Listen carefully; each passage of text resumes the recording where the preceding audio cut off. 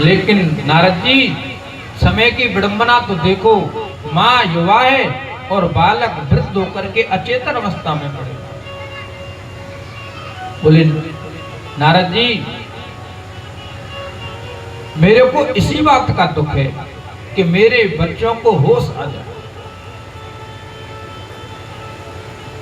मेरा जन्म, भक्ति महारानी कहती हैं, बोले मेरा जन्म द्रविड़ देश में हुआ, दक्षिण भारत में भक्ति का जन्म हुआ। उत्पन्ना द्रविड़ेशाहम वृद्धिम कर्नाटके कथा। मैं जो जवान हुई वह कर्नाटक में हुई और क्वचिन क्वचिन महाराष्ट्र और गुर्जरे जीर्णताम। और जैसे मैं गुजरात में आई मैं वृद्ध हो गई। वृद्ध का मतलब है महाराज, आदमी परिपक्व कब होता है? व्यक्ति परिपक्व कब होता है? बुढ़ापे में तो परिपक्व होता है। तो भक्ति महारानी गुजरात में आकर के परिपक्व हो गई। गुजरात जैसे भक्त कहीं पे नहीं मिलेंगे आप। बड़ाई तो करनी पड़ेगी महाराज। जय श्री राधे। वैसो बड़ाई वाली बात है। जब हमारे कन्हैया के तो शरण ना मिली तो नहीं शरण दई बा कन्हैया को। जब मथुरा से भगे, बोले यहाँ ज्यादा परेशान है रहे, बोले अब कहाँ शरण मिलेगी? अब गुजरात में शरण मिलेगी। यहाँ शायद गुजरात में रणछोड़ राय जी का मंदिर भी है, दर्शन किए हैं एक बार।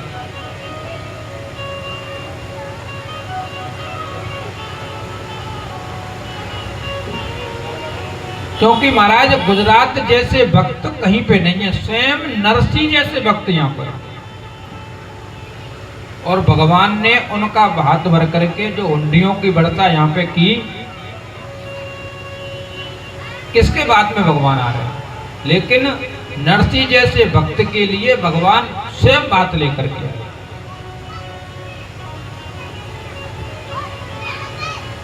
और इस गुजरात से जैसे भक्ति महारानी वृंदावन में आई और वृंदावन में आकर के भक्ति जवान हो गई दोबारा से, लेकिन ज्ञान और वैराग्य आकर के बुढ़ी हो गई, अचेतन अवस्था में हो गई, गिर पड़े, बेहोश हो गई। और भक्ति महारानी कह रही है, बोले नारद जी या तो इनको सचेत कर दो, इनको होश में ले आओ, नहीं तो इदं स्थानम परित्यज्य विदेशो गम्यते मया। बोले अगर तुम इनको होश में नहीं लाए तुम इस वृंदावन को छोड़ करके विदेश चली जाओ। नारद जी बोले भैया तुम विदेश मत जाओ, इस भारत की महिमा तुम्हारी वजह से तो है ही। अगर आप भी विदेश चली जाएंगे तो इस भारत को फिर कौन पूछेगा? और बोले भैया आपके पुत्रों का जो अपमान हुआ है, अचेतन अवस्था में आपके पुत्र हुए, ये तो इस युग के धर्म हैं। इस युग में ना तो कोई ज्ञानवान रहेगा, ना कोई भक्तिवान रहेगा, ना कोई वैराग्यवान रहेगा।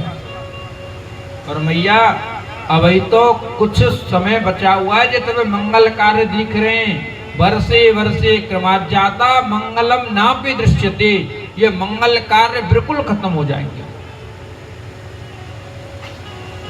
भैया मैं तो जब वृंदावन को धन्यता दे रहा हूँ, जब वृंदावन को धन्यवाद है, जब वृंदावन में आकर के कम से कम तुम दोबारा आते युवा तो भाई।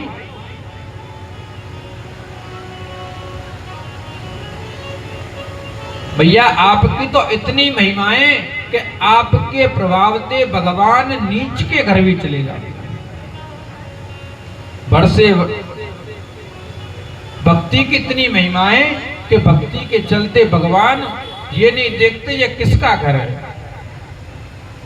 भगवान राम अरण्य कांड में जो भगवान जंगल में घूम रहे हैं,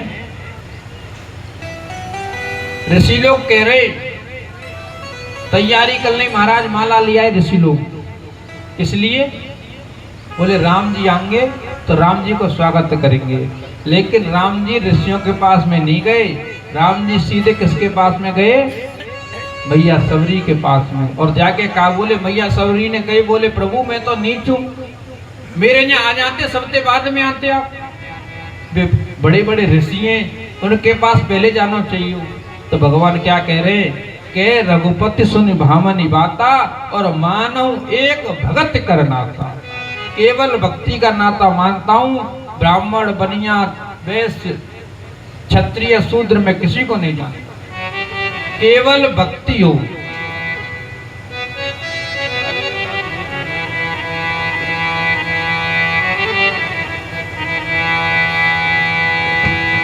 लोपांग के वे